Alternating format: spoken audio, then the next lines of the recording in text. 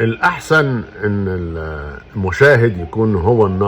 الناقد المحترف اللي بيشتغل في جريدة معينة أو في موقع أو في إذاعة أو في تلفزيون،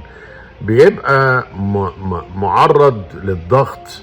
عليه من جهات مادية أو مالية بتتحكم في الجهة اللي مشغلاه أو الجهة اللي بتدفع له فلوس أو في هو نفسه، فبيطلع واحدة ممثلة على انها نجمة السنة دي او ممثل على انه نجم السنة دي، ومش بدقة قوي يعني. طبعا انا مش بشكك في اراء النقاد في ريهام عبد الغفور، فهي انا من اكتر المحترفين بفنها، ولكن انا لاحظت ان مسلسل اللي هو بتاع نيلي كريم وشريف سلامة، نيلي كريم أدت فيه دور تعجز عنه الممثلات